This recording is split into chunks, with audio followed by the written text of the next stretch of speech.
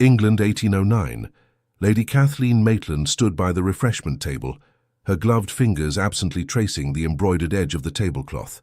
The Countess of Wiltshire's spring balls swirled around her, a kaleidoscope of silk gowns, polished boots, and glittering jewels beneath the warm glow of hundreds of candles. She had positioned herself strategically, as she always did at these affairs, visible enough to satisfy propriety, yet tucked away where her presence would not invite unwanted attention, or, worse still, pity. At 23, Kathleen had long since accepted her place in society. As the eldest daughter of the respected Earl of Sherborne, she had been presented at court 5 seasons ago, a memory that still brought a flush of embarrassment to her cheeks. How hopeful she had been then, how painfully naive. 5 seasons had come and gone, and here she remained, unmarried, unnoticed, and increasingly resigned to her fate. "Kathleen," came her mother's voice from behind, causing her to straighten her posture instinctively. "Do try to look less forlorn, dear. It does nothing for your complexion." The Countess of Sherborne was a handsome woman of 45, whose beauty had been passed generously to her younger daughters, but it seemed had skipped Kathleen entirely. Not that Kathleen was plain. She had fine eyes, a pleasing figure, and chestnut hair that gleamed with hints of auburn in the sunlight, but she lacked the vivacity, the sparkling charm that made her sisters so irresistible to the gentlemen of the ton. "Yes, mother," Kathleen replied dutifully, forcing her lips into what she hoped resembled a smile. "Your sisters are causing quite a stir," her mother continued, gesturing toward the dance floor where Caroline and Amelia were indeed the centers of attention.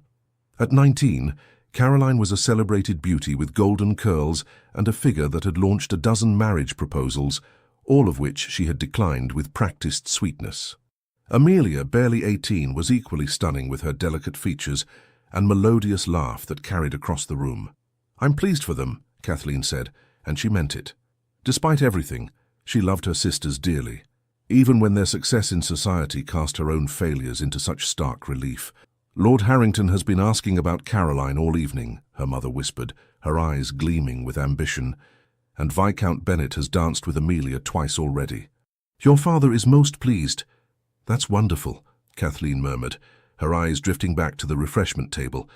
Perhaps another slice of cake would provide some comfort. She reached for the silver serving knife. "Oh, Kathleen," Caroline said, suddenly appearing at her side, slightly breathless from dancing. "Not another piece, surely. Remember what I told you about your figure." Kathleen's hand froze mid-air, then slowly withdrew. Caroline meant well, she always did, but her thoughtless comment stung nonetheless. "Caroline," their mother admonished, though without much conviction, "be kind to your sister." Caroline shrugged, her attention already captured by a group of admirers waiting nearby. "I'm merely thinking of her best interests. Oh, look, Lord Harrington is beckoning. I must go." And with a swish of her pale blue gown, she was gone. Kathleen released a breath she hadn't realized she'd been holding. "I believe I shall step out for some air, Mother. The room is rather warm." Before her mother could object, Kathleen slipped away, navigating the crowded ballroom with practiced invisibility. Few heads turned as she passed. No eager suitors stepped forward to claim her hand for the next dance. She had become adept at this particular form of social ghosting, present yet unseen, acknowledged yet forgotten. The terrace was mercifully empty. Kathleen inhaled deeply, letting the cool spring air fill her lungs. London's night sky was obscured by clouds, but a few persistent stars peeked through, distant and cold.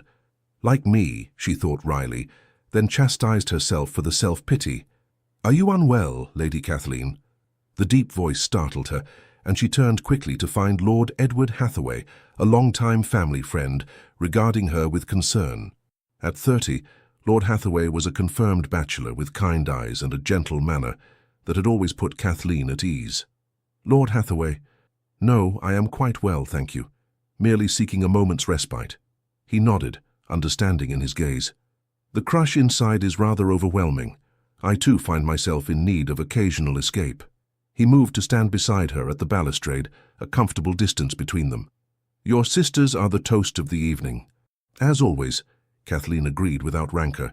"They are very deserving of the attention." "And you? Do you not deserve attention as well?" Kathleen smiled, appreciating his kindness, but recognizing it for what it was. We all find our place in society, Lord Hathaway. I have made peace with mine. He frowned slightly. That sounds remarkably like surrender, Lady Kathleen, if I may be so bold. You are scarcely 23, hardly at your last prayers. Perhaps not, she conceded, but I am practical. Few men look past Caroline and Amelia to notice me, and fewer still would prefer me to them if they did notice. I have accepted this reality. Reality is often what we make of it, he countered. Your intellect and compassion far exceed— Goodness, Kathleen interrupted, suddenly uncomfortable with the direction of the conversation. Listen to us being so dreadfully serious at a ball. Tell me, have you read the new novel by Mrs. Radcliffe? I found it most diverting. Lord Hathaway recognized the deflection but graciously allowed the change of subject. They spoke of books and music, of his travels abroad and the latest political gossip, until Kathleen felt her spirits lift slightly. Lord Hathaway had always been a true friend, one of the few people who seemed to see her as more than simply Caroline and Amelia's forgettable older sister. I should return, she said finally. Mother will be wondering where I've disappeared to. Of course. He offered his arm. May I escort you back? They had just reached the ballroom entrance when a commotion near the main doors drew everyone's attention. The music faltered, conversation dimmed, and a collective intake of breath seemed to sweep through the assembly. Gracious, Lord Hathaway murmured. It appears His Grace has deigned to grace London with his presence at last. His Grace? Kathleen asked, confused. The Duke of Westmoreland. He's been abroad for nearly 2 years, I believe. I'm surprised you don't recognize him. Kathleen strained to see past the crowd. I've never actually met him. He left London shortly before my first season. Ah, that explains it. Well, prepare yourself, Lady Kathleen. Edgar Wallace, the 6th Duke of Westmoreland, has quite an effect on society, particularly the female half. And then the crowd parted, and Kathleen saw him for the first time. The Duke of Westmoreland was tall, powerfully built, with broad shoulders emphasized by his impeccably tailored evening clothes. His dark hair was shorter than was fashionable, and a slight tan suggested time spent outdoors rather than in drawing rooms, both hints of his recent travels. But it was his face that commanded attention. Strong features, a firm jaw, and eyes so intensely blue they seemed to cut through the artificial warmth of the ballroom. He moved with a predator's grace, acknowledging greetings with brief nods as he made his way through the crowd. Unlike most aristocrats who cultivated an air of languid boredom, the Duke radiated a contained energy, as if he were merely tolerating the constraints of polite society. They say he's as wealthy as Croesus, Lord Hathaway commented, and twice as demanding. His estate in Derbyshire is said to be magnificent, though few are invited to see it. He's notorious for his disdain of the marriage mart, and has refused countless matches despite his need for an heir. He seems formidable, Kathleen observed. That's a diplomatic way of putting it. Intimidating is the word most commonly used, or arrogant, depending on who you ask. Kathleen watched as her mother swiftly maneuvered Caroline and Amelia into the Duke's line of sight. Even from a distance she could read the familiar choreography, her mother's subtle positioning, Caroline's practiced smile, Amelia's carefully timed glance up through her lashes. The dance of availability, performed to perfection. I believe my sisters are about to be introduced, she said, unable to keep a hint of resignation from her voice. And you? Lord Hathaway asked. Kathleen shook her head. Mother knows better than to waste His Grace's time. Besides, she added with a small smile, I find I'm developing a headache. I think it best I find a quiet corner until it's time to leave. Shall I bring you some tea? You're very kind, but no. Please enjoy the ball. I shall be perfectly fine. Lord Hathaway hesitated, then bowed. As you wish, Lady Kathleen, but should you change your mind, I know where to find you. Thank you, Edward. He smiled at her use of his Christian name. A rare familiarity she allowed herself only when they were effectively alone. With a final, concerned glance, he departed, leaving Kathleen to seek refuge along the ballroom's periphery. She found a small alcove partially concealed by a potted palm, a perfect vantage point from which to observe without being observed. From here, she could see the Duke of Westmoreland, surrounded by eager introductions. Her mother was speaking animatedly, while Caroline and Amelia stood by, the very picture of demure beauty.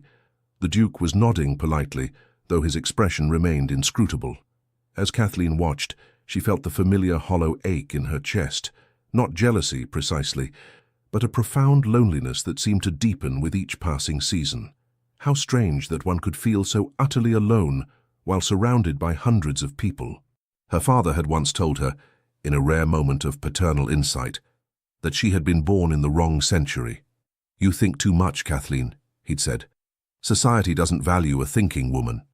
It had been meant as an explanation, perhaps even a comfort, but it had only reinforced what she already knew. She did not fit the mold required for success in the marriage mart. The orchestra began again, a lively country dance. Kathleen watched as gentlemen approached her sisters with invitations to dance.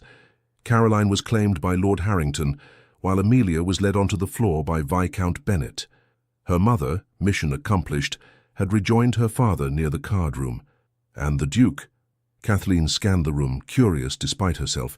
He had moved away from the crowd and was now conversing with an older gentleman near the windows. Even in profile, his striking features commanded attention. There was something almost predatory about his stillness, as if he were merely tolerating the social niceties, while his mind was elsewhere entirely. As if sensing her scrutiny, the Duke suddenly turned his head, his gaze sweeping the room until, impossibly, it landed directly on Kathleen in her shadowed alcove. For a breathless moment, those piercing blue eyes seemed to look straight through her carefully constructed defenses, seeing not the forgotten sister, but something else entirely. Kathleen froze, unable to look away. Then, mercifully, someone stepped between them, breaking the connection. She exhaled shakily, her heart racing for no reason she could name. Ridiculous, she chided herself. The man had merely glanced in her direction. It meant nothing. Yet as she gathered her composure and prepared to rejoin the periphery of society where she belonged, Kathleen couldn't shake the unsettling feeling that something had fundamentally changed in that brief, impossible moment. She just didn't know what. The Duke of Westmoreland was not a man accustomed to indecision. In the 2 years since he had inherited his title, following his father's unexpected death, Edgar Wallace had managed vast estates, navigated complex political alliances, and reorganized the family's considerable business interests with decisive efficiency. He had sailed to the West Indies to personally inspect his holdings there, spent 6 months in Italy, studying classical architecture for the renovation of his country seat, and successfully negotiated a trade agreement with the East India Company that had doubled his already substantial fortune. In all these endeavors he had acted with the unwavering resolution that was both his greatest strength and, according to his Aunt Augusta, his most infuriating quality. "You decide too quickly and change your mind too rarely," she had told him before his departure for the continent. "A man needs flexibility of thought, Edgar, particularly when it comes to matters of the heart." Edgar had dismissed this advice with the casual arrogance of someone who had never found matters of the heart particularly complicated. Women, in his experience, fell into predictable categories. The simpering debutantes paraded before him since he became one of England's most eligible bachelors, the sophisticated widows who offered pleasure without commitment, and the calculating matchmakers, both maternal and self-appointed, who saw him as nothing more than his title and fortune. None had ever captured his interest beyond momentary diversion. None had challenged his intellect or stirred his soul. None had made him reconsider his comfortable conviction that marriage, while eventually necessary for succession, was a business arrangement best delayed as long as possible. Until tonight. Standing in his temporary London residence, a handsome townhouse in Grosvenor Square that had belonged to the Wallace family for generations, Edgar found himself staring out the window at the pre-dawn sky with an untouched glass of brandy in his hand and a strange restlessness in his spirit. Lady Kathleen Maitland. The name circled in his mind like a persistent melody. He had noticed her immediately upon entering the Wiltshire ball, though he couldn't have explained why. She wasn't the most beautiful woman present. That distinction clearly belonged to her younger sisters, who had been thrust before him with maternal determination. She hadn't been at the center of attention or dressed in the most fashionable gown. In fact, she had been actively trying to blend into the shadows to go unnoticed. Perhaps that was precisely what had caught his attention in a room full of people desperate to be seen. The quiet dignity in her posture, the intelligence in her warm brown eyes, the way she observed everything with a slight tilt of her head, as if cataloguing the world's absurdities for later consideration. And when their gazes had met across the crowded ballroom, that flash of genuine surprise, followed by a vulnerability so quickly masked that he might have imagined it. It had been enough to make him inquire about her identity, a casual question posed to his host that had yielded a dismissive response. "Oh, that's just the eldest Maitland girl. Plain thing, been out for ages with no success. The younger ones are the incomparable beauties. Surely you've met them." "No? Well, come, let me introduce you. Caroline Maitland is considered the most beautiful debutante this season." Edgar had allowed himself to be led through the introductions, noting with detached amusement how the Countess of Sherborne's eyes had calculated his worth even as she cursed. Her daughters were indeed beautiful, in the conventional manner so prized by society. Golden-haired, blue-eyed, with rehearsed smiles and practiced charm. "And your eldest daughter?" he had inquired after the proper pleasantries. "Lady Kathleen, I believe." The Countess had barely concealed her surprise. "Kathleen? Yes, she is somewhere about. Not feeling quite the thing tonight, I fear. Perhaps another time." The dismissal had been so transparent that Edgar had nearly laughed aloud. Instead, he had excused himself as quickly as politeness allowed and spent the remainder of the evening making strategic inquiries about the Maitland family. What he discovered had intrigued him further. The Earl of Sherborne was respected but not particularly wealthy, having invested unwisely in several speculative ventures. The family's position in society depended largely on the successful marriages of their daughters. The two younger girls had received multiple offers, all declined in hopes of securing even more advantageous matches, and Lady Kathleen, the eldest, was regarded as a pleasant but unremarkable fixture of society, intelligent enough, but lacking the beauty or dowry to attract serious suitors. "A confirmed spinster," one matron had confided with the casual cruelty of the tongue. Poor thing. Such a pity when the youngest are blessed with all the beauty. By the time Edgar departed the ball, a plan had already formed in his mind. A plan so unlike his usual methodical approach that he had spent the carriage ride home questioning his own sanity. Yet here he stood, hours later, still contemplating Lady Kathleen Maitland, and the inexplicable certainty that had settled in his chest. She was different from any woman he had ever met, and he needed to know her better. "Your Grace?" Edgar turned to find his valet, Richardson, standing in the doorway with a concerned expression. "You have not retired, sir. Is something amiss?" Edgar glanced at the clock on the mantel. Nearly 5 in the morning. "No, Richardson. Merely thinking." "Very good, sir. Shall I return at the usual hour?" "Yes." "And Richardson?" "Sir?" "I'll be calling at Sherborne House tomorrow. Today, rather. Have my morning coat pressed and send a message to the stables to have the phaeton ready by 10. If Richardson was surprised by this unexpected social call, he betrayed nothing beyond a slight raising of his eyebrows. "Very good, Your Grace." Left alone again, Edgar finally sipped his brandy, savouring the smooth burn as it slid down his throat. He had not called upon a lady socially, outside of formal events or specific business, in years. Society would take immediate notice, rumours would spread and expectations would form. The Countess of Sherborne would undoubtedly interpret his visit as interest in one of her younger daughters, an assumption he would need to correct firmly and immediately. But first he needed to speak with Lady Kathleen herself, to confirm that his instincts, usually so reliable in matters of business, had not led him astray in this most personal of ventures. With a decisiveness that would have made his aunt smile knowingly, Edgar set down his glass and headed to his bedchamber. A few hours' sleep, and then he would set in motion a courtship unlike any the Ton had witnessed in recent memory. Let society gossip. Let the matchmaking mummers speculate. Let the younger Maitland sisters preen and posture. Edgar Wallace, Duke of Westmoreland, had made his decision. The following morning dawned clear and bright, a perfect spring day that seemed designed to mock Kathleen's dour mood. She had slept poorly, troubled by strange dreams, in which piercing blue eyes followed her through endless ballrooms. Breakfast had been a trial, with her mother and sisters dissecting every moment of the previous evening's triumph.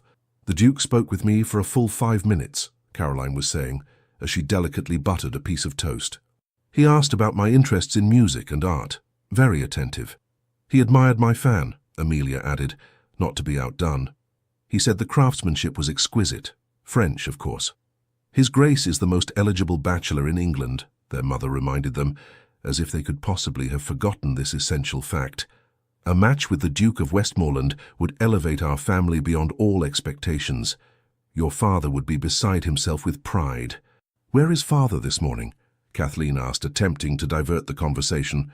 "Meeting with his solicitor," her mother replied with a slight frown. "Something about those investments in the West Indies. Nothing for you girls to concern yourselves with." Kathleen knew better. The family's finances had been precarious for years, a fact her father tried to hide, but which she had discerned through careful observation and the occasional glimpse of correspondence left carelessly on his desk. A favorable marriage for at least one of her sisters had become not merely desirable but necessary. "I believe the Duke may call today," Caroline announced with practiced nonchalance. "He mentioned his admiration for English gardens. I made sure to tell him that ours, while modest, has been featured in Mrs. Wilton's Gardens of Distinction." Their mother beamed. "Excellent thinking, my dear. We shall have tea served in the garden room, should he call. Kathleen, do instruct Mrs. Winters to prepare those special lemon cakes His Grace might enjoy."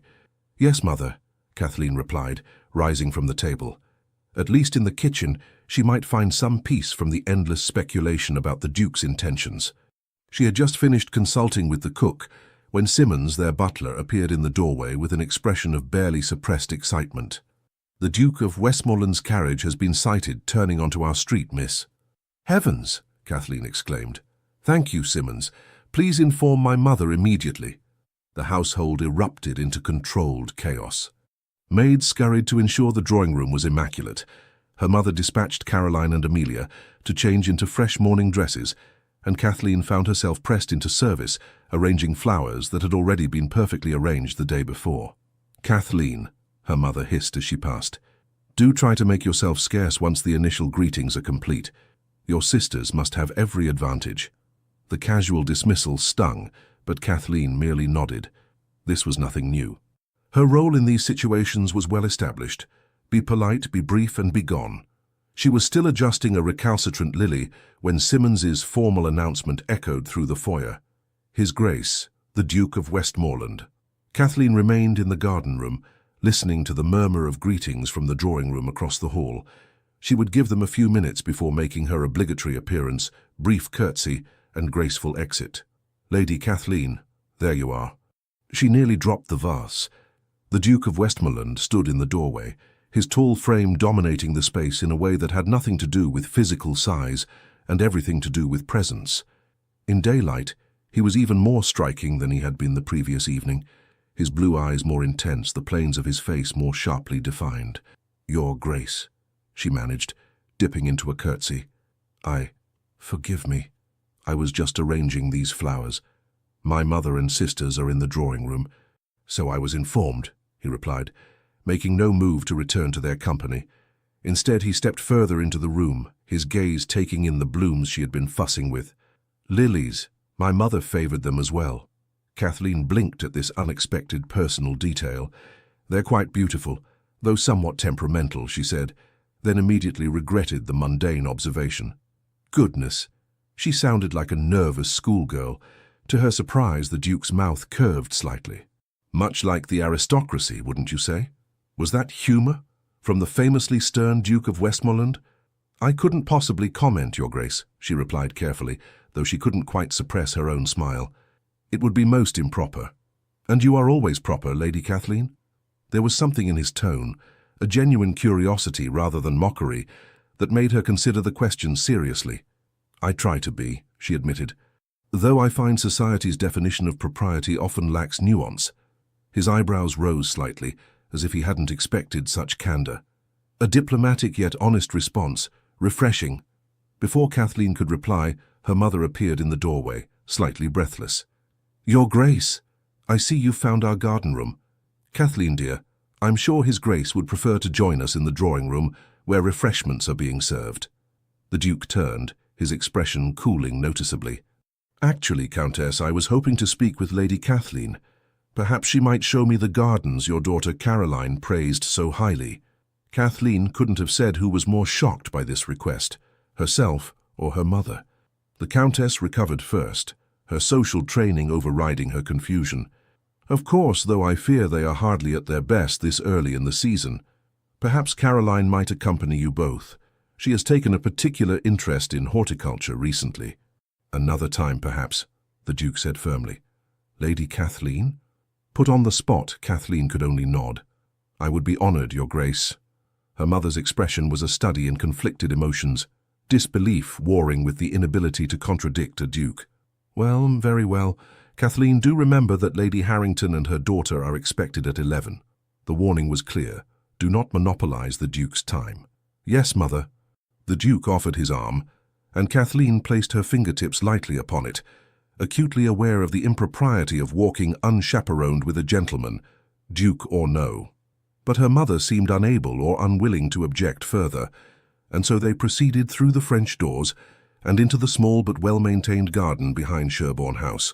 For several minutes they walked in silence. Kathleen pointed out various plantings, the rose bushes still dormant but promising summer splendor, the early spring bulbs adding color to otherwise bare beds, the small fountain that served as the garden's centerpiece. The Duke listened attentively, asking occasional questions that revealed a surprising knowledge of botany. You are familiar with gardens, Your Grace, she ventured, as they paused beside a bench nestled among flowering shrubs. My estate in Derbyshire has extensive grounds, he replied. I spent much of my childhood exploring them, and during my recent travels I made a study of Italian garden design. I find there is something restorative about cultivated nature. The perfect balance between wildness and order, Kathleen said without thinking. He looked at her sharply, those penetrating blue eyes seeming to see far more than she intended to reveal. Precisely. You have an understanding of such balance, Lady Kathleen. She hesitated. Conversations with gentlemen typically followed predictable patterns: the weather, recent social events, superficial inquiries about health and family. This direct, almost philosophical question was uncharted territory. I believe most of life is a search for that balance, she said finally, between duty and desire, tradition and progress, caution and courage. We are all gardeners of our own experiences, attempting to cultivate beauty within the boundaries we're given. The moment the words left her mouth, Kathleen wanted to call them back. How absurdly philosophical. He would think her a blue-stocking, or worse, affected. She braced herself for polite dismissal. Instead, the Duke regarded her with an expression she couldn't quite interpret. Surprise, certainly, but also something warmer, more approving. Most women of my acquaintance would have answered with some rehearsed pleasantry about the beauty of flowers, he said quietly. Thank you for not being most women, Lady Kathleen. She felt a blush rise to her cheeks. I fear my mother would disagree with your assessment, Your Grace. She often laments my tendency toward plain speaking. Then, with all due respect to the Countess, I find her judgment lacking in this instance. He gestured toward the bench. May we sit? There is a matter I wish to discuss with you. Curious and increasingly bewildered by this strange encounter, Kathleen seated herself, smoothing her muslin gown with nervous hands. The Duke sat beside her, maintaining a proper distance, yet somehow giving the impression of intimate conversation. Lady Kathleen, he began, then paused, seeming uncharacteristically uncertain. I find myself in an unusual position. We are practically strangers, yet I feel compelled to speak with a directness that may surprise you. You have my full attention, Your Grace, she said, her heart suddenly racing. He studied her face for a moment longer, then continued. I returned to England with the intention of finally fulfilling my duty to my title. My aunt has been most insistent that, at 35, it is past time I secured the succession. Ah, Kathleen thought, her momentary hope fading. He wishes to discuss Caroline or Amelia. Perhaps he is asking for my assessment of their characters before making his intentions known. In the 2 years I've been abroad, the Duke continued, I have given considerable thought to what qualities I seek in a duchess. Beauty fades, fortune I have in abundance.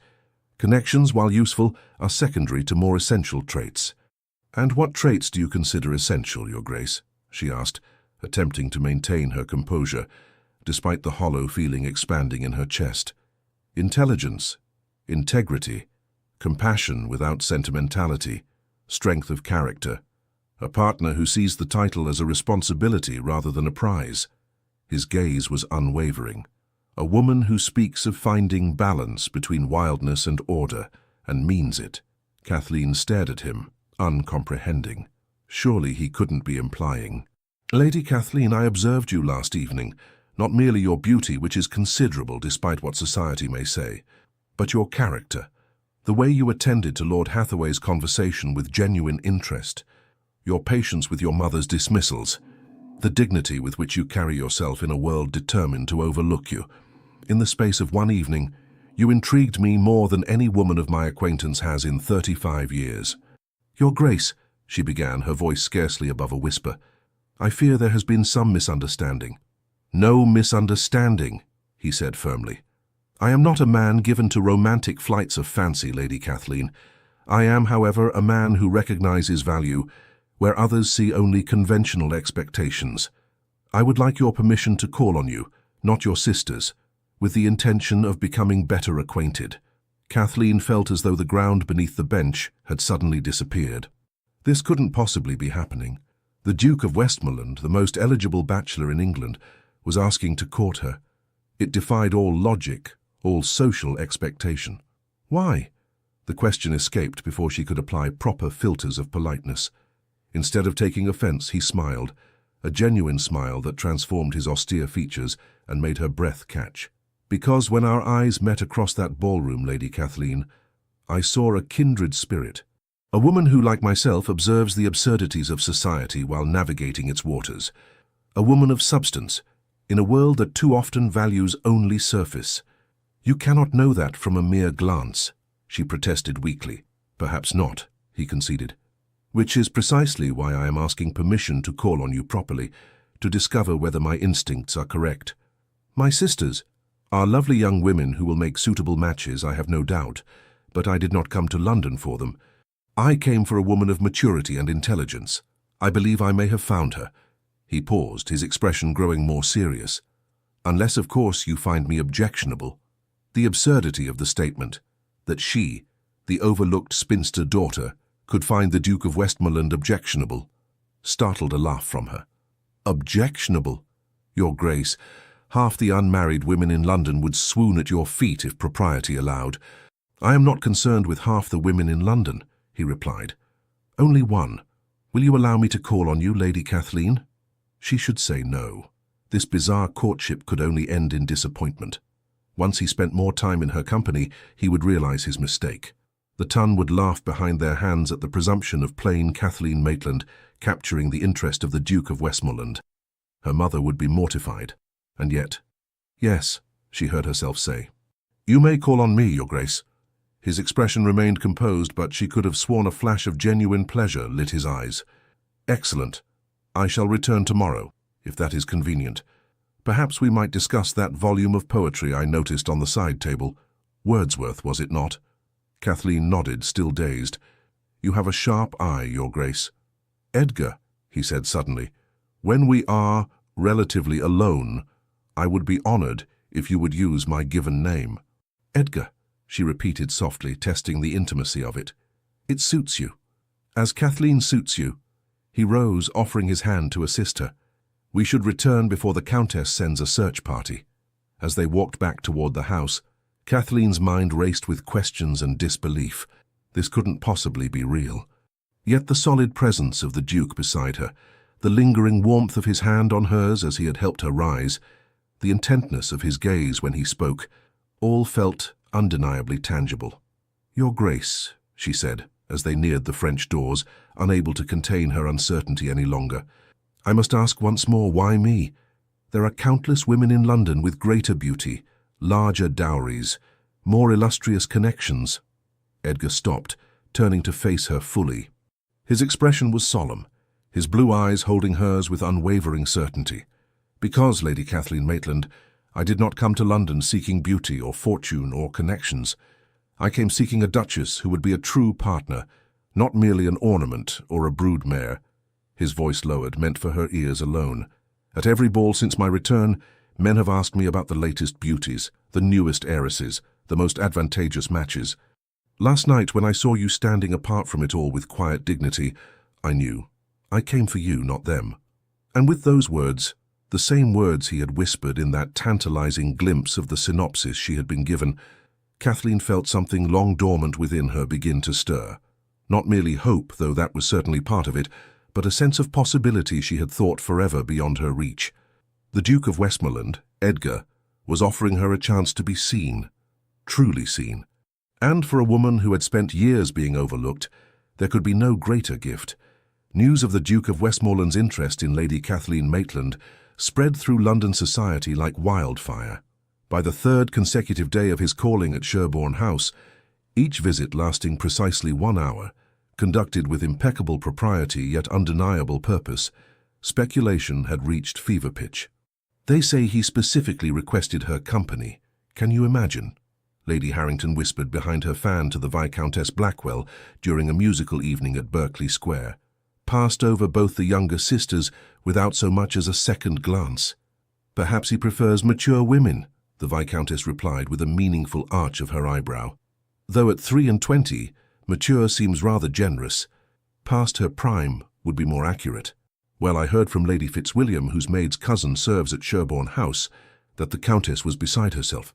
Apparently she tried to maneuver Caroline into the drawing room during the Duke's second visit, and he all but ignored the poor girl. How extraordinary. And what about the girl herself? Kathleen? Is she encouraging this bizarre attention? Lady Harrington's fan fluttered faster. That's the strangest part. By all accounts, she seems as bewildered as everyone else. No simpering, no obvious artifice. Either she's a superior actress or she genuinely didn't scheme for his attentions. There must be something we're missing. A secret engagement, perhaps? A prior connection?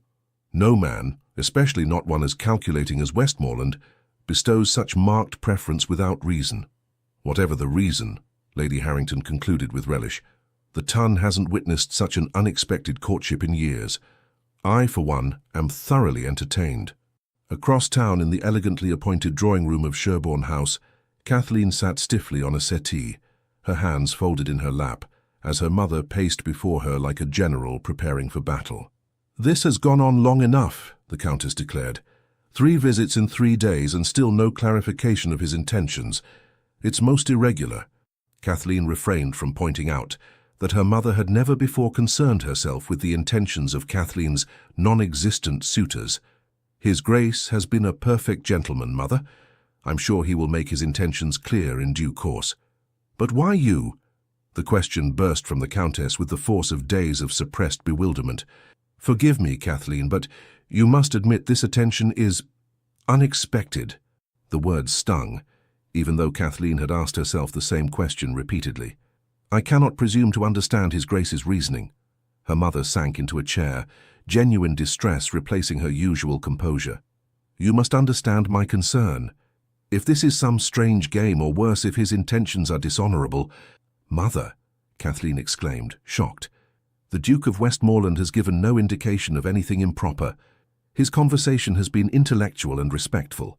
He speaks of literature, philosophy, his travels abroad." "Literature and philosophy," the Countess muttered, "of all things to discuss with a potential bride." "No one has mentioned marriage," Kathleen reminded her, though the very word sent an unsettling flutter through her chest.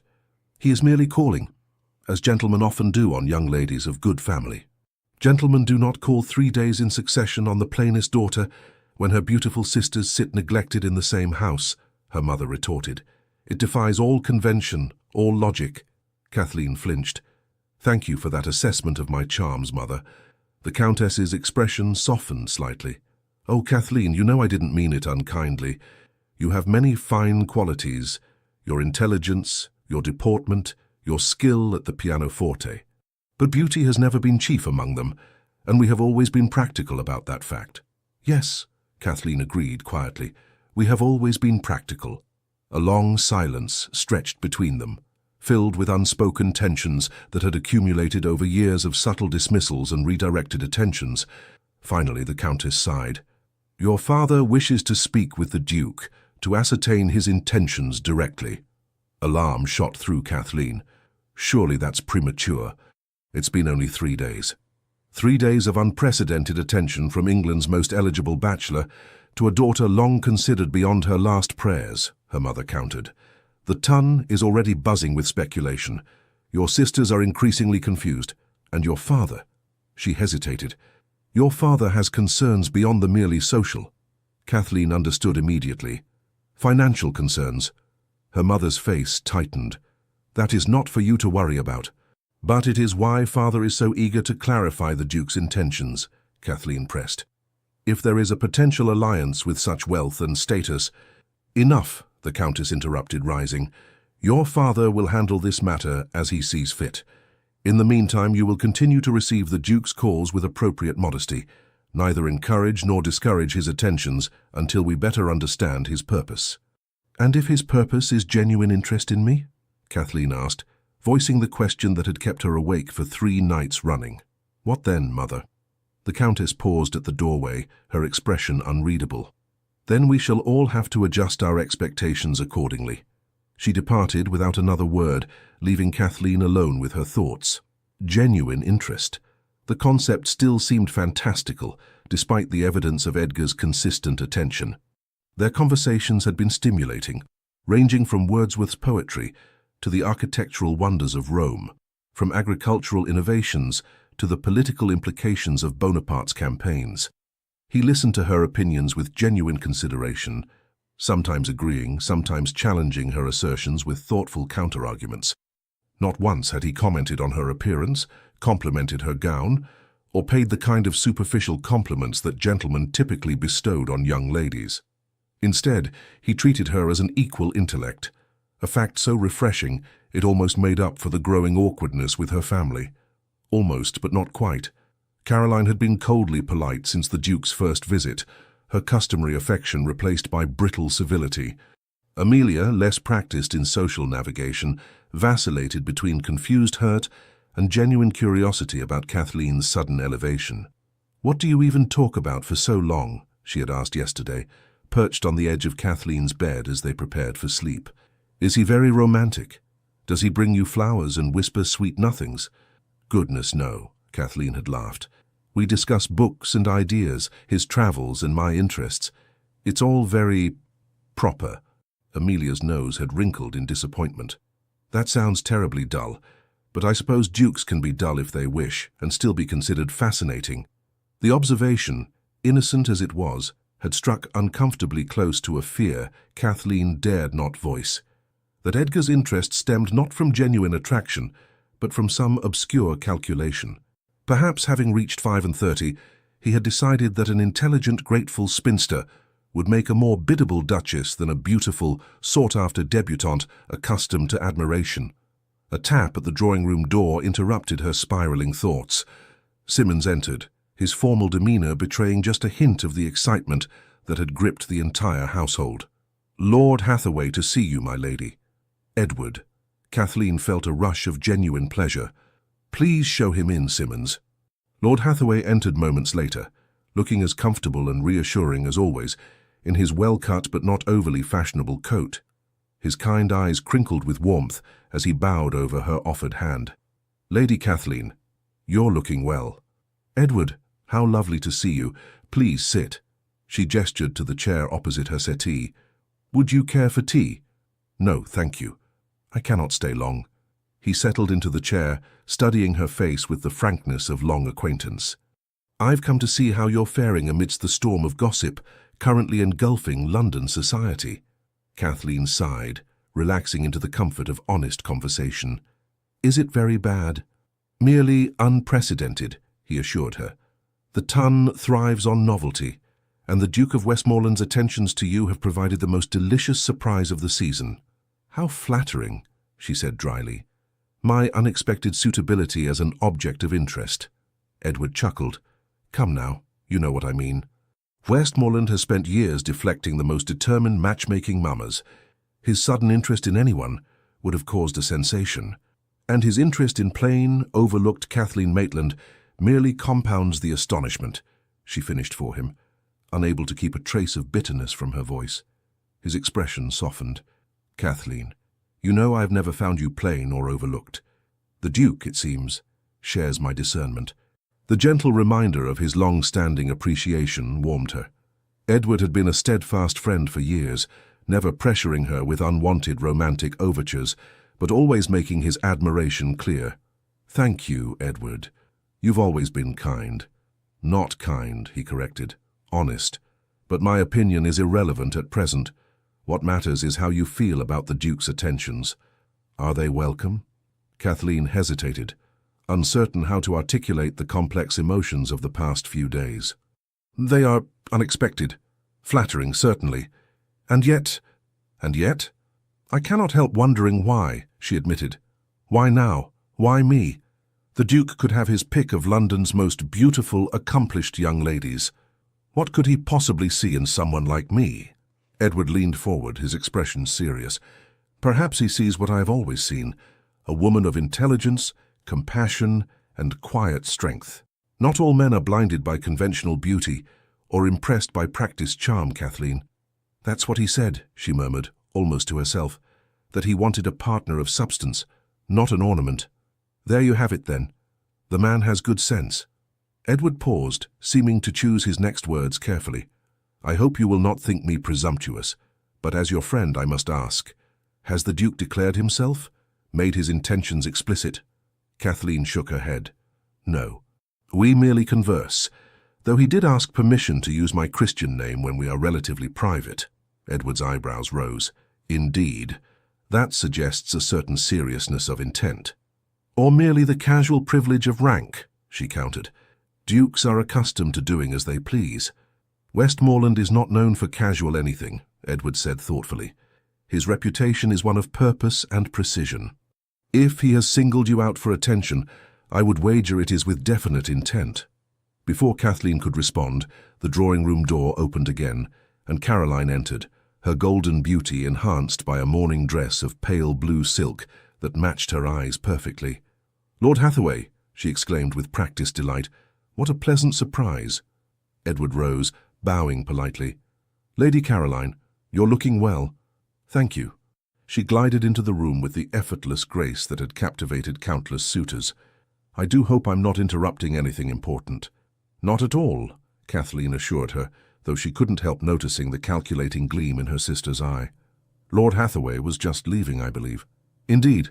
Edward reached for his hat. "I have an appointment at my club. Lady Kathleen, Lady Caroline, a pleasure as always." As soon as he had departed, Caroline turned to Kathleen with a smile that didn't quite reach her eyes. "How cozy. I hadn't realized Lord Hathaway still called on you." "Edward is an old friend," Kathleen replied evenly. "He was merely being kind." Caroline settled onto the settee, arranging her skirts with deliberate precision. One wonders if his kindness might have blossomed into something more had the Duke not suddenly appeared. The implication was clear, that Edward had been Kathleen's only prospect, now potentially squandered in pursuit of the Duke's more glittering attention. "Edward and I have always been friends," Kathleen said firmly. "Nothing more." "If you say so." Caroline examined her perfectly manicured nails, though it would be a shame to lose the certainty of a baron for the possibility of a duke. Kathleen regarded her sister with growing irritation. "There is no certainty or possibility to discuss. Lord Hathaway has never offered for me, and the Duke has merely called a few times for conversation. 3 times in 3 days is hardly merely calling, Kathleen. The whole of London is talking about it." Caroline's composure slipped slightly. "Mother is beside herself, father is in constant meetings with his solicitor, and Amelia and I are fielding the most impertinent questions everywhere we go. It's most inconsiderate." "Inconsiderate?" Kathleen echoed, incredulous. "I have done nothing to encourage this situation." "Haven't you?" Caroline's blue eyes narrowed. "You must have done something to attract his notice. The Duke of Westmoreland doesn't bestow his attention randomly." The accusation, so similar to Kathleen's own private doubts, stung sharply. "I assure you I am as mystified as anyone. If you find the situation uncomfortable, imagine how I feel." "Uncomfortable?" Caroline laughed, a brittle sound devoid of humor. "I should think you'd be ecstatic. After 5 seasons of complete invisibility, to suddenly have the most eligible bachelor in England at your feet. It's a fairy tale come true." "He is hardly at my feet," Kathleen protested. "And I would thank you to remember that not all of us measure our worth by the number of suitors we collect." Caroline's cheeks flushed with anger. "Is that what you think of me? That I collect suitors like trinkets?" Perhaps I've simply had the luxury of choice, a luxury you've never experienced." The barb found its mark with unerring precision. Kathleen felt her own temper flare. "And perhaps you've had that luxury because Mother has spent years ensuring that every eligible gentleman sees you and Amelia at your best advantage, while I have been relegated to the role of convenient chaperone." The moment the words left her mouth, Kathleen regretted them. Such open acknowledgement of their mother's favoritism violated the unspoken compact that had maintained peace in their household for years. Caroline's expression shifted from anger to something more complex, discomfort mixed with a grudging recognition of truth. "That's not... I never asked for special treatment." "No," Kathleen agreed more gently, "you didn't. You are genuinely beautiful and charming, Caroline. Your success in society is well-deserved." "But," her sister prompted, hearing the unspoken qualification, "but it would be kind if you could allow me this unexpected attention without making me feel guilty for receiving it." Caroline looked away, her perfect profile outlined against the window light. For a moment, Kathleen glimpsed the vulnerable girl beneath the polished social facade, the sister she had read stories to, whose scraped knees she had bandaged, whose first heartbreak she had soothed with quiet understanding. "I'm not angry that the Duke is calling on you," Caroline said finally, her voice softer. "I'm confused and perhaps a little afraid." "Afraid? Of what?" Caroline met her gaze directly. "Of change. If the Duke's interest is serious, if he offers for you, everything will be different. You'll outrank us all. You'll have precedence over Mother, over future wives Amelia and I might secure. The sister who has always stood in our shadow will suddenly cast the longest shadow of all." The naked honesty was so unexpected that Kathleen momentarily lacked a response. The social implications of becoming a duchess, should such an unlikely event ever occur, had barely crossed her mind amid the more immediate bewilderment of Edgar's attention.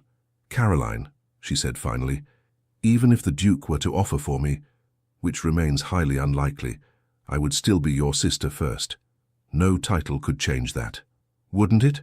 Caroline's smile held a wisdom beyond her 19 years. "Titles change everything, Kathleen. That's what we've been taught our entire lives." Before Kathleen could respond, Simmons appeared again in the doorway, his expression carefully neutral. "Pardon the interruption, my ladies. His Grace, the Duke of Westmoreland, has arrived." Caroline rose immediately, smoothing her skirts and patting her already perfect curls. "How fortunate. I shall be delighted to greet him." "Actually, miss," Simmons continued with the barest hint of discomfort, "His Grace has asked specifically to speak with the Earl. They are closeted in the study at present." The sisters exchanged a startled glance. The Duke, meeting privately with their father. There was only one conventional explanation for such a meeting, and it sent Kathleen's heart racing with a mixture of disbelief and alarm. "Did His Grace indicate how long he expected to be engaged with Father?" Kathleen asked, struggling to keep her voice steady. "No, my lady, but the Earl instructed me to inform the Countess that they were not to be disturbed." "I see. Thank you, Simmons." When the butler had withdrawn, Caroline turned to Kathleen with wide eyes. "Kathleen, do you think he's asking for your hand?" "It's far too soon," Kathleen protested, though her pulse had accelerated at the mere possibility. "We've barely become acquainted. When has that ever mattered among the nobility?" Caroline countered. "Especially at the Duke's age. He likely wants to secure his succession without further delay." The crude assessment sent a chill through Kathleen. Is that all this was? A calculated decision to select a bride based on practical considerations rather than deeper attachment? "You're getting ahead of yourself," she told her sister, as much to convince herself as Caroline.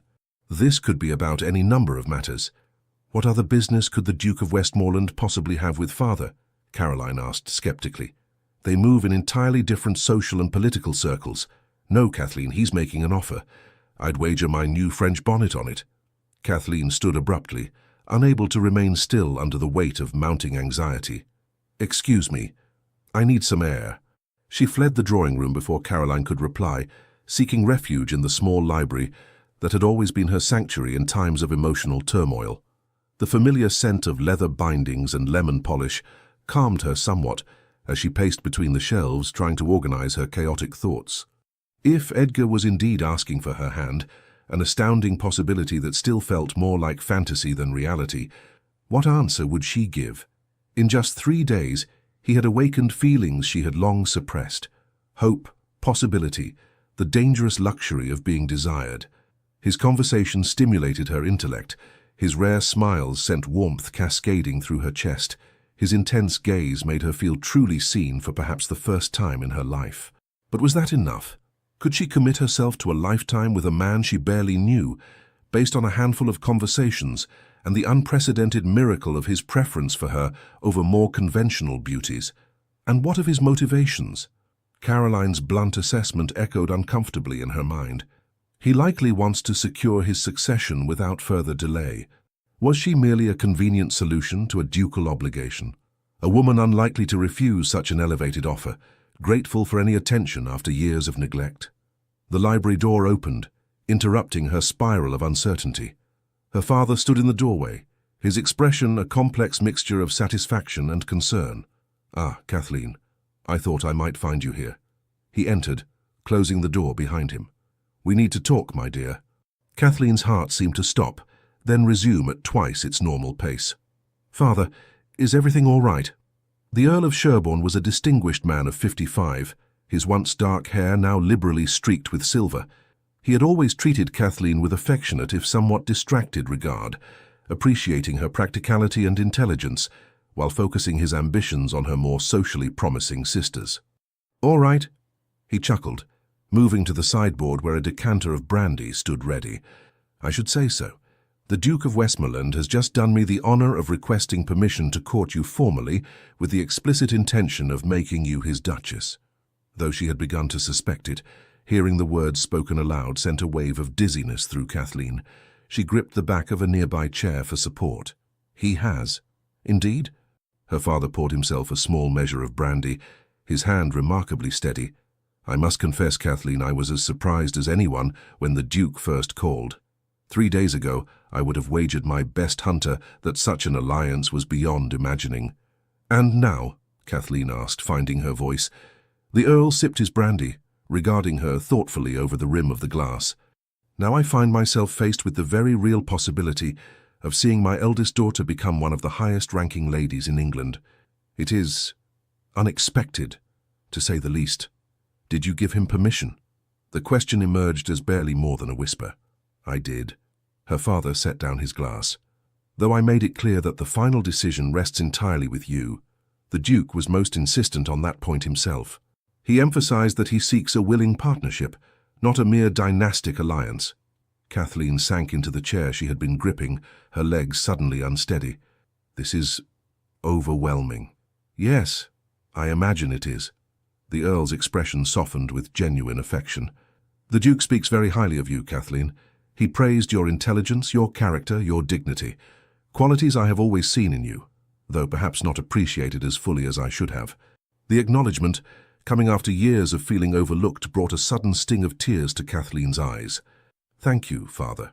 He came to stand beside her chair, placing a gentle hand on her shoulder. "I want you to know that while this match would be advantageous for our family in many ways, I will not pressure you to accept. If, after a proper courtship, you find you cannot regard the Duke with genuine affection, you have my full support in declining his offer." The assurance, so different from what Kathleen had expected, released some of the tension that had been building within her. "Truly?" "Truly." He squeezed her shoulder. "I may not have always shown it as I should, but your happiness matters to me, Kathleen. A duchess's coronet would ill compensate for a lifetime of unhappiness." Tears spilled onto her cheeks before she could prevent them. "I don't know what to say." "You need say nothing at present. The Duke has proposed a formal courtship of 1 month, after which he intends to make his offer. You have that time to determine your own feelings." Her father paused. "He is waiting in the drawing-room now, hoping to speak with you briefly before taking his leave. Shall I tell him you're indisposed?" Kathleen quickly wiped her tears, drawing a deep breath to compose herself. "No, I will see him." "Very well." The Earl helped her to her feet. "Remember, Kathleen, that while the Duke of Westmoreland may command the deference of society, in matters of the heart, your authority is absolute. Never forget that." With that surprisingly gentle advice, he escorted her to the drawing-room, where Edgar waited, tall and imposing by the fireplace. The Duke turned as they entered, his gaze immediately finding Kathleen's with an intensity that made her breath catch. "Your Grace," the Earl said formally, "my daughter has consented to speak with you. I shall leave you to converse for a few moments. The Countess will join you shortly." Edgar bowed. "Thank you, Lord Sherborne." When her father had departed, closing the door behind him but leaving it pointedly ajar for propriety's sake, Edgar took a step toward Kathleen, his expression uncharacteristically uncertain. "Lady Kathleen, I hope I have not caused you distress by speaking with your father." Kathleen clasped her hands tightly to prevent them from trembling. "Not distress, Your Grace. Surprise, perhaps." "Edgar," he reminded her gently, "when we are alone, or nearly so." "Edgar." The name felt intimate on her tongue, a small act of daring. "My father has informed me of your request, and your thoughts on the matter." His voice was carefully neutral, but she detected an underlying tension in the set of his shoulders, the slight furrow of his brow. Kathleen chose her words deliberately. "I am honored by your regard, and confused by it, if I may speak plainly." "I would have nothing less than plain speaking between us," he assured her. "What confuses you? Why me?" The question that had haunted her since his first visit finally escaped. "Of all the eligible women in London, why have you chosen to single out someone so unremarkable?" Edgar's expression softened in a way that transformed his austere features. "Is that how you see yourself? Unremarkable?" "It is how society has seen me for 5 seasons," she replied with simple honesty. "Until 3 days ago, I was merely the eldest Maitland daughter, plain Kathleen, the spinster sister to beautiful Caroline and Amelia." "Then society is blind," Edgar said, his voice deepening with conviction. "And I thank Providence for that blindness, for it has preserved you from fortune hunters and fools until I could return to England and discover your worth." The words, spoken with such intensity, sent warmth spreading through Kathleen's chest. Yet doubt lingered. "You barely know me. I know enough to recognize what I have been seeking." He took another step closer, close enough that she could detect the subtle scent of sandalwood and clean linen. "A woman of intelligence and character, a woman who speaks her mind, a woman who has maintained her dignity despite society's shallow judgments." "Those are admirable qualities in a friend," Kathleen acknowledged, "but a wife, a duchess, requires more, surely." Edgar's gaze held hers steadily. "What do you believe a duchess requires, Kathleen?" She considered the question seriously. "Beauty, to adorn her husband's arm at state functions. Social grace, to manage elaborate entertainments. Confidence, to navigate the highest circles of society. Superficialities," he dismissed. "Any finishing school can produce such accomplishments. I seek substance beyond the veneer. And you believe I possess this substance?" "I know you do." His certainty was unwavering. "I have spent 2 years contemplating the qualities I desire in the woman who will share my life and title. In 3 days of conversation with you, I have found more depth, more genuine character, than in countless evenings with society's most celebrated beauties." Kathleen felt her resistance weakening under the sincerity of his regard. Yet one final doubt remained, too important to leave unspoken. "And what of affection, of deeper feeling? Does that factor into your calculations?" For the first time, Edgar appeared momentarily disconcerted. "I am not a man given to romantic excesses, as I believe I mentioned during our first conversation, but I can state with complete honesty that I feel a connection to you unlike any I have experienced before. Whether that connection might deepen into something more profound, only time will tell." He paused, studying her expression. "And your feelings, Kathleen? Do they enter into your considerations?" The directness of the question caught her off guard. How did she feel about the Duke of Westmoreland? Attracted, certainly. What woman wouldn't be drawn to his commanding presence, his fierce intelligence, his rare but transformative smile? Intrigued by his conversation, his world-view, his unexpected interest in her opinions. Flattered by his attention, undeniably. But love? It was far too soon for such declarations, even in the privacy of her own heart. "I find your company stimulating," she said carefully. "Your conversation engaging, your perspective enlightening. I am drawn to you in ways I did not anticipate. Then we begin from a similar position." Edgar's expression lightened slightly. I have proposed to your father a formal courtship of 1 month, after which, should our feelings align, I will make my offer. Does this arrangement meet with your approval? A month, 4 weeks to determine whether the Duke's unprecedented interest could develop into a foundation for lifetime partnership. Whether she, overlooked Kathleen Maitland, could truly imagine herself as the Duchess of Westmoreland. It does, she heard herself say, though I must warn you, your Gra, Edgar. Society will talk incessantly. At this, a genuine smile curved his lips. Let them talk. I have never governed my actions by society's expectations, and I don't intend to begin now. He reached for her hand, raising it to his lips in a gesture that remained proper, yet felt intensely personal. Until tomorrow, Kathleen. Until tomorrow, she echoed, suddenly breathless. As Edgar departed with formal bows to her hastily summoned mother, Kathleen remained rooted to the spot, her hand still tingling from the brief contact. The world had shifted on its axis in ways she was only beginning to comprehend. The Duke of Westmoreland wanted to court her, intended to make her his Duchess. And for the first time in years, Kathleen Maitland allowed herself to hope for a future, beyond the narrow confines society had prescribed for her. The following 4 weeks passed in a whirlwind of unprecedented activity for Kathleen. Edgar called every day, sometimes taking her for drives in his elegant phaeton through Hyde Park, where their appearance together caused such a sensation that one elderly dowager nearly toppled from her carriage in shock, and other times engaging in quiet conversation in Sherborne House's drawing room under her mother's increasingly less hostile supervision. As their courtship progressed publicly, London society's initial astonishment gradually transformed into reluctant acceptance. The ton, ever adaptable when faced with power and rank, began to discover previously unnoticed virtues in the eldest Maitland daughter. Lady Kathleen has such dignified carriage, observed ladies who had previously deemed her posture unremarkable. Her conversation is remarkably intelligent, noted gentlemen who had spent years ignoring her presence at social gatherings. Those eyes are really quite striking when one takes the time to notice, admitted debutantes, who had formerly dismissed her as hopelessly plain. The Countess of Sherborne, after her initial disbelief, had quickly recalibrated her maternal ambitions. If one daughter must outrank the others, better it be the one least likely to overshadow her mother's continuing social aspirations for the younger girls. The Duke clearly values substance over surface beauty, she told her intimate circle, with newfound appreciation for her eldest daughter's attributes. Kathleen has always been the intellectual of the family. Caroline and Amelia had traversed their own journeys of adjustment. After the initial shock, and in Caroline's case a brief period of cold resentment, both sisters had settled into cautious support. Amelia, the less complicated of the two, had embraced the situation with genuine enthusiasm.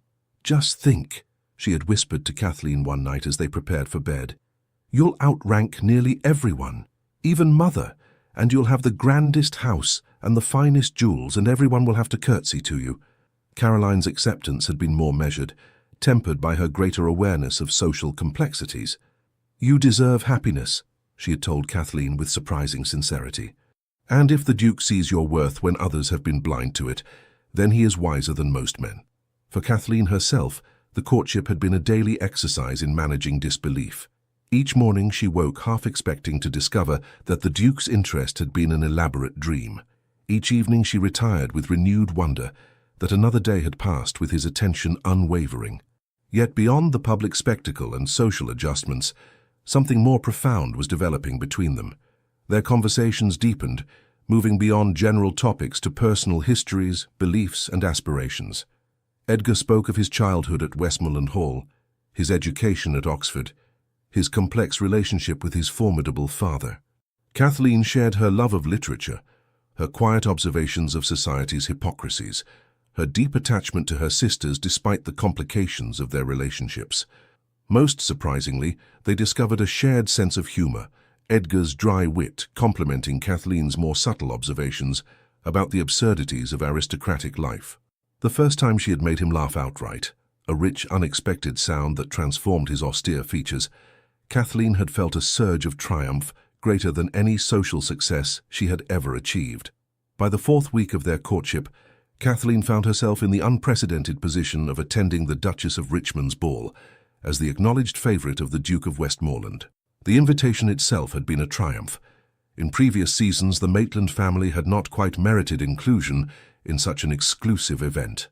"The gown is perfect," the Countess declared, circling Kathleen with critical appraisal on the evening of the ball. "The colour brings out your complexion beautifully."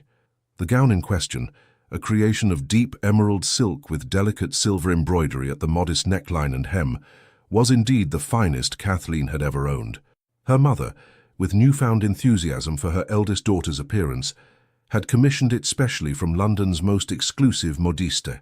"The emeralds will complement it wonderfully," Caroline added from her perch on Kathleen's bed, where she sat already dressed in pale rose silk that emphasized her golden beauty. "Emeralds?" Kathleen questioned, confused. Her mother and sister exchanged meaningful glances. "You haven't seen them yet, have you?" the Countess asked with poorly concealed excitement. "His Grace sent a package for you an hour ago. I assumed you knew." "I knew nothing of any package," Kathleen replied, a flutter of nervous anticipation rising in her chest. The Countess moved to Kathleen's dressing table and retrieved a leather box from the drawer. "Your father thought it best to secure it until you were ready. Here."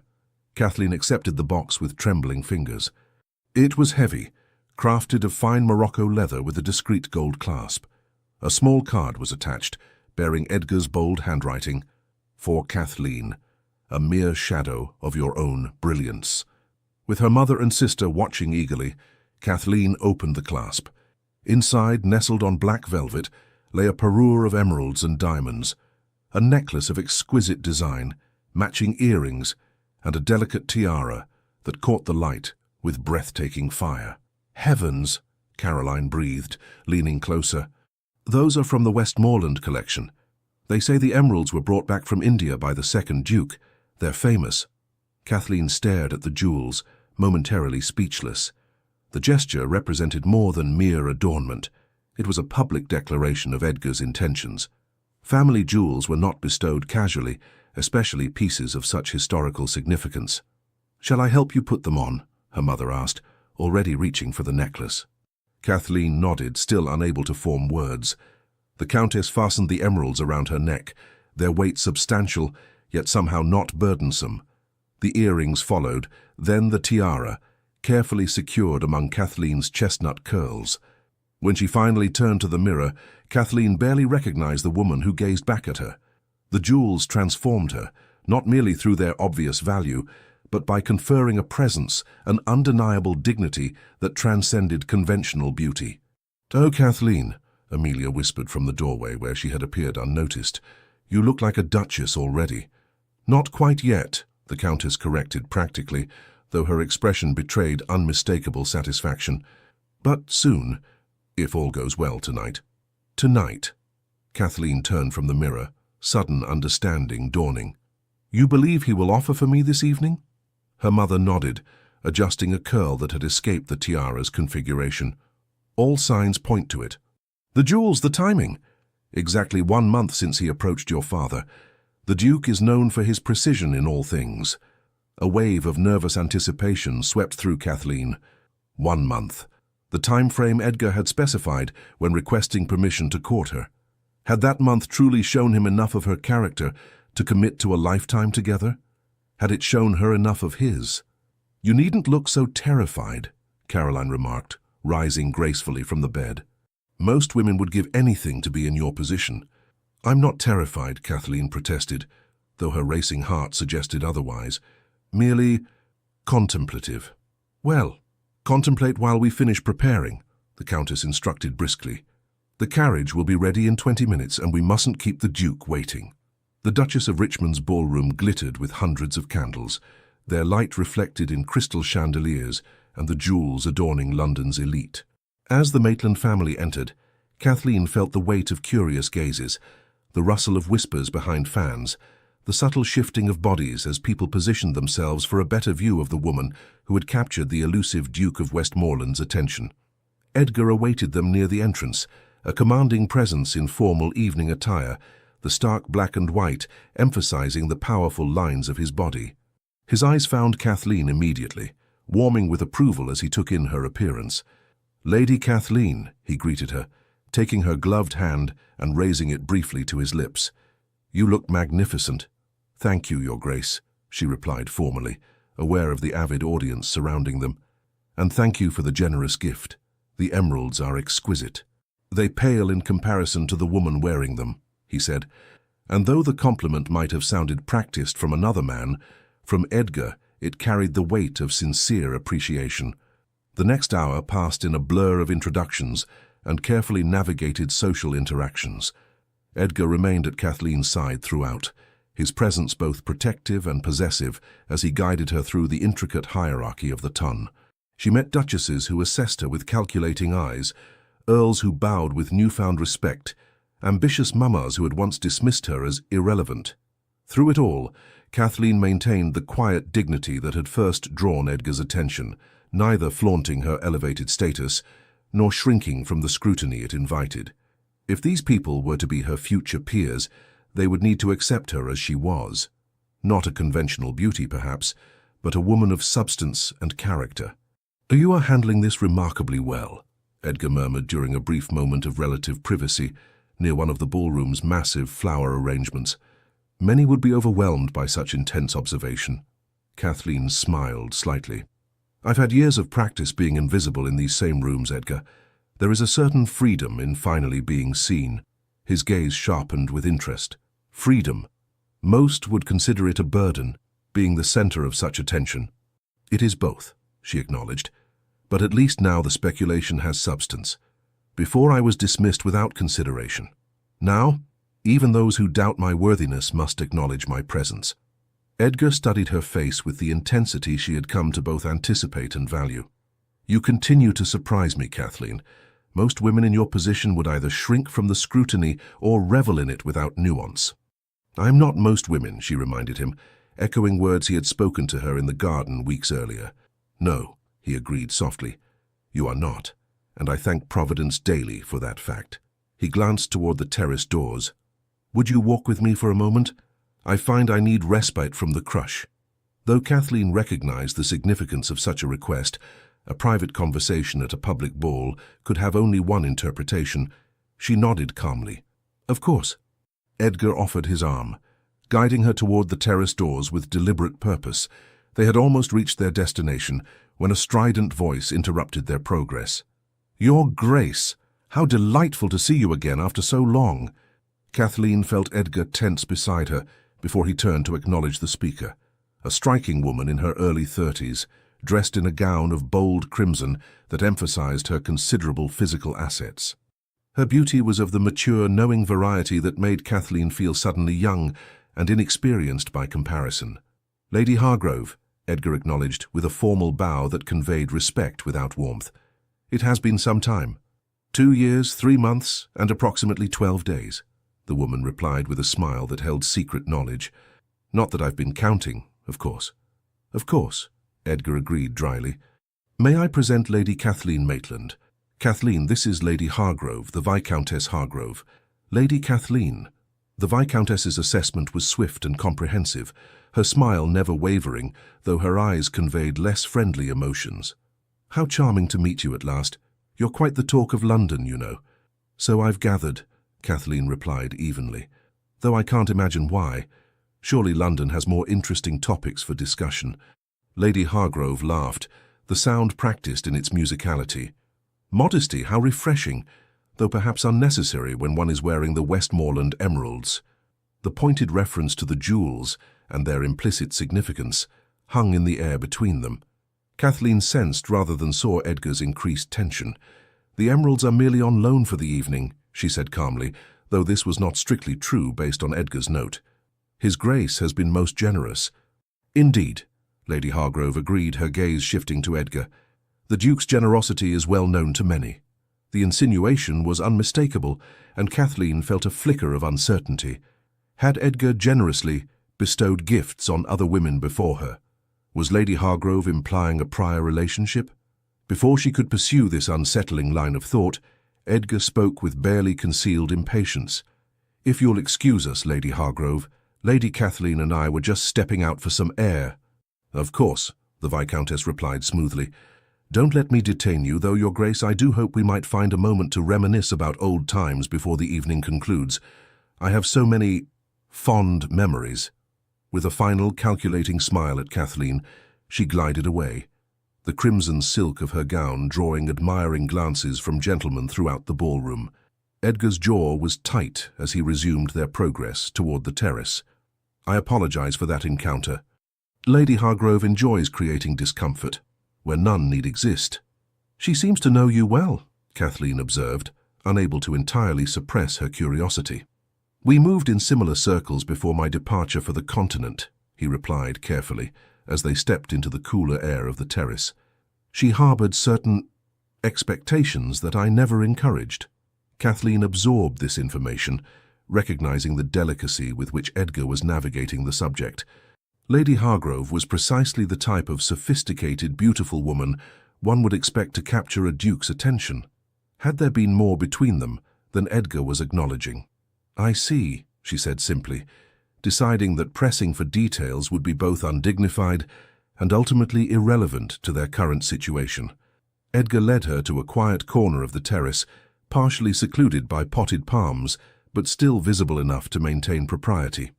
The gardens beyond stretched into darkness, while behind them the ballroom glowed with warmth and music.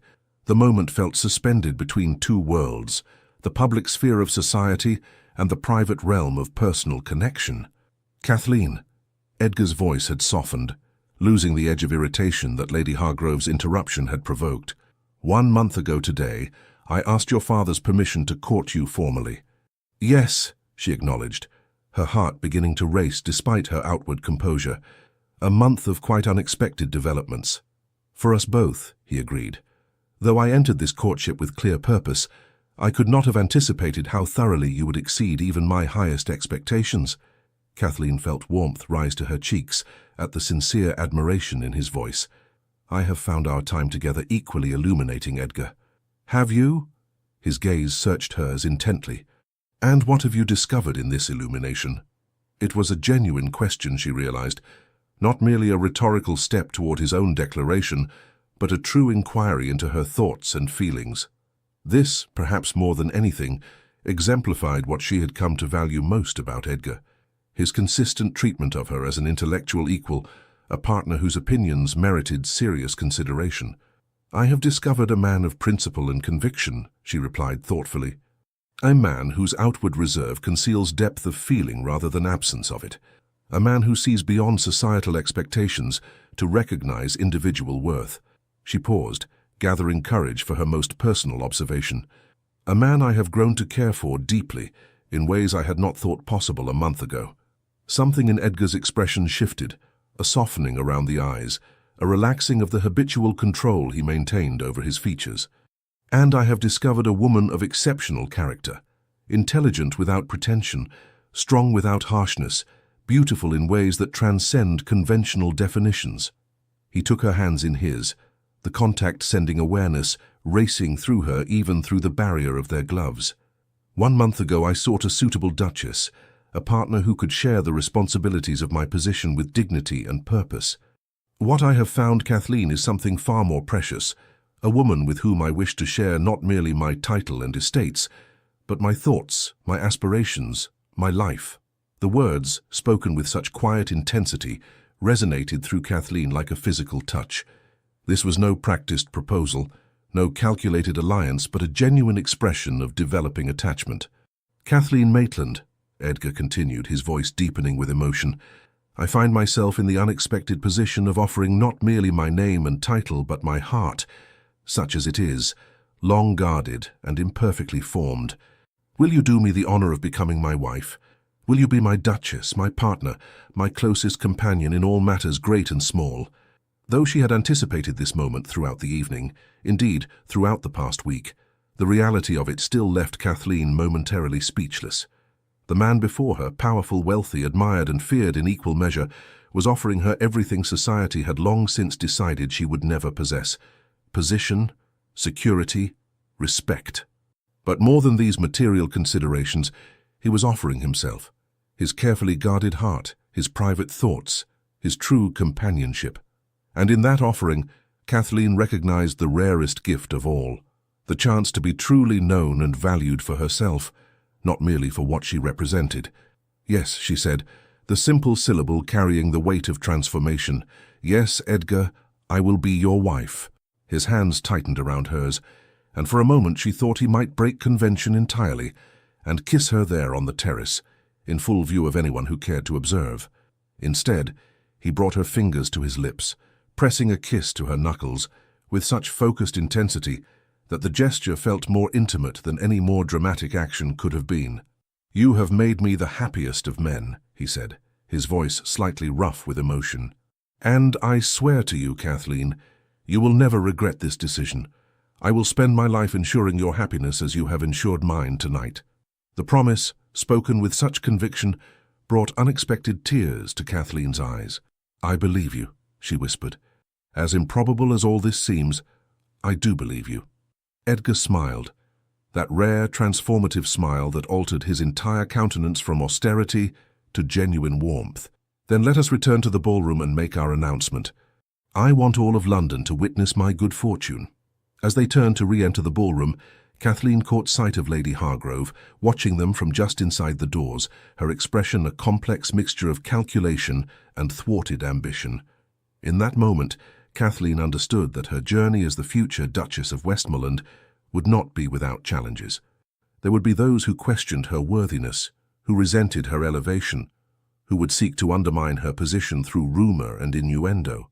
But with Edgar beside her, his hand steady and supportive at her back, Kathleen felt equal to these challenges. The woman who had spent years being overlooked had found not only visibility but genuine partnership, a foundation from which she could face whatever society might whisper behind its collective fan. 3 months later, on a perfect summer morning, Kathleen Maitland became the Duchess of Westmoreland in a ceremony that united London's highest aristocracy with political leaders, foreign diplomats, and the cream of intellectual society. The guest list reflected Edgar's position, but also, more surprisingly to some observers, Kathleen's developing influence on her future husband's social circle. Alongside the expected duchesses and earls sat poets, scientists, and even the occasional political radical, all invited at Kathleen's suggestion and approved by Edgar with thoughtful consideration rather than automatic deference to convention. "Your Grace," the Archbishop of Canterbury pronounced at the conclusion of the ceremony, bowing to Edgar before turning to Kathleen with equal respect. "Your Grace." The title bestowed upon her for the first time sent a shiver of realization through Kathleen. No longer the forgotten daughter, the overlooked spinster, the plain sister. She was now a duchess, one of the highest-ranking women in England, second only to royalty. As they processed back down the aisle of St. George's Chapel, Edgar leaned slightly closer to murmur in her ear. "How does it feel, Duchess?" Kathleen met his gaze, finding in it the same genuine interest in her thoughts that had first drawn them together. "Surreal," she admitted with the honesty he valued. And yet, somehow, right. His smile, visible only to her in that intimate moment, warmed her more than the June sunshine that greeted them as they emerged onto the chapel steps. "Right indeed," he agreed softly, "as if all paths have led to this moment." The wedding breakfast at Westmoreland House, the Duke's London residence, soon to be Kathleen's primary home, was a lavish affair that nonetheless bore the distinctive touches of the new Duchess's influence. Alongside traditional delicacies were simpler offerings that reflected Kathleen's personal tastes. The musical selections included not only the expected classical pieces, but also folk melodies that Edgar had discovered she loved during their courtship. Caroline and Amelia, resplendent as bridesmaids in pale gold silk, moved through the reception with the social grace that had always come naturally to them. Yet even in their beauty and charm, they no longer overshadowed their elder sister. Kathleen, in her wedding gown of ivory satin with the Westmoreland emeralds at her throat, commanded attention not merely through her new rank, but through the quiet confidence that had blossomed during her unexpected courtship. "Who would have imagined it?" the Countess of Sherborne murmured to her husband as they observed their eldest daughter accepting congratulations from a royal duke. "Our Kathleen, outranking us all."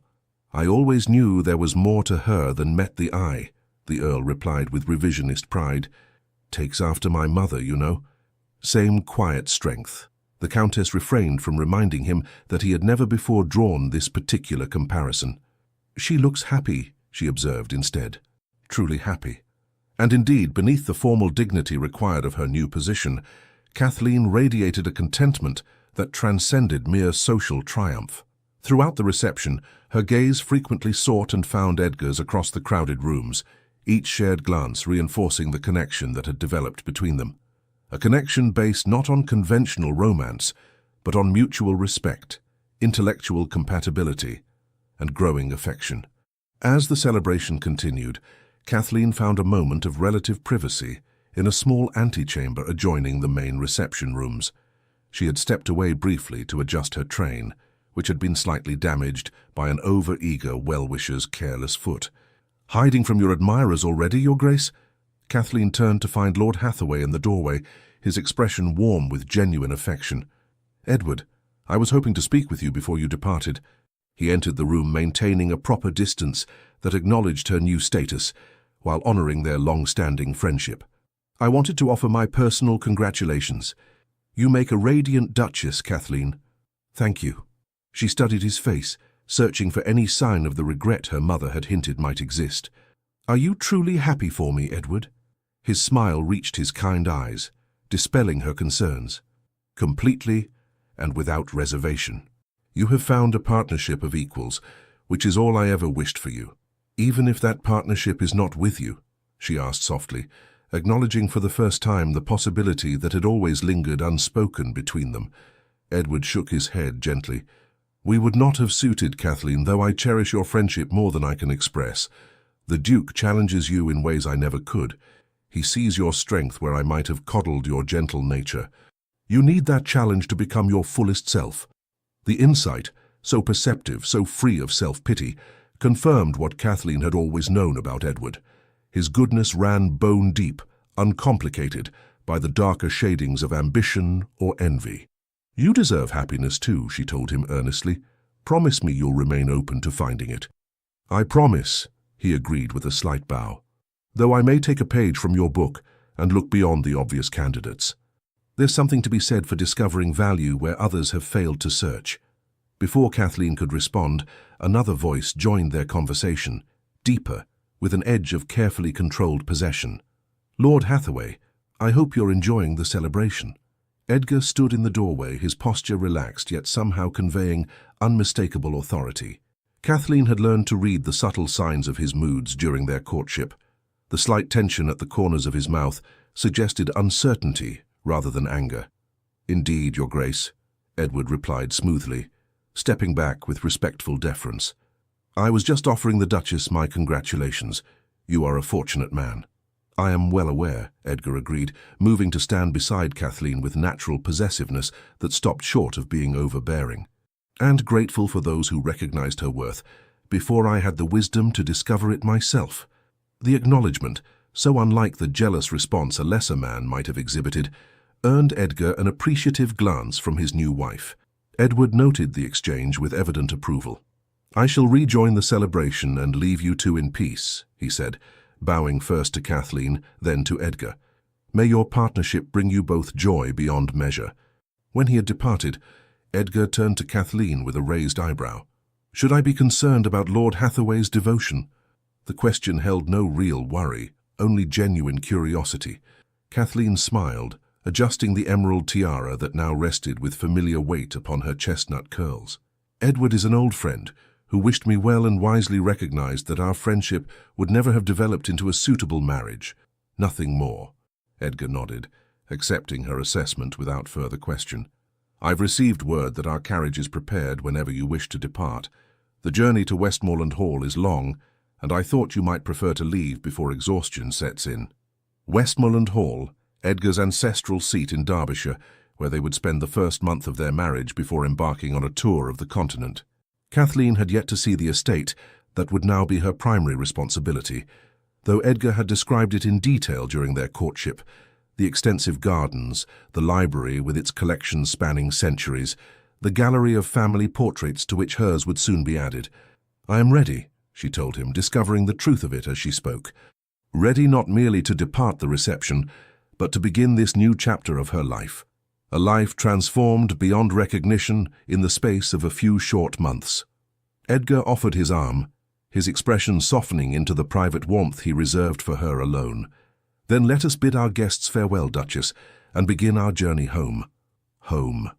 The word held new meaning, infused with possibilities that Kathleen had long since stopped allowing herself to imagine.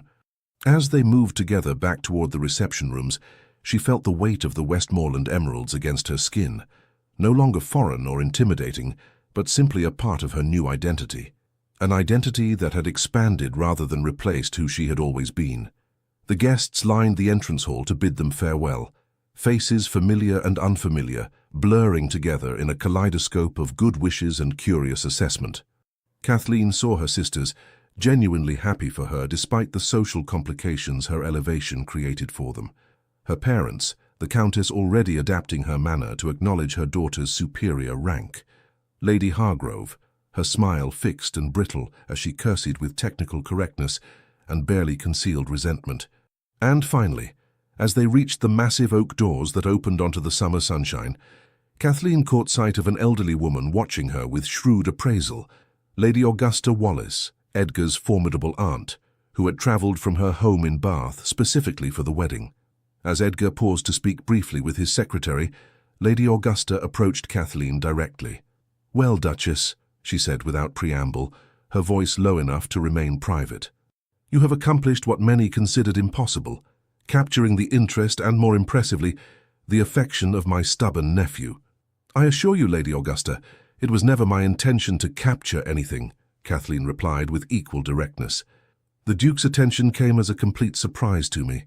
The older woman's eyes twinkled with unexpected humor.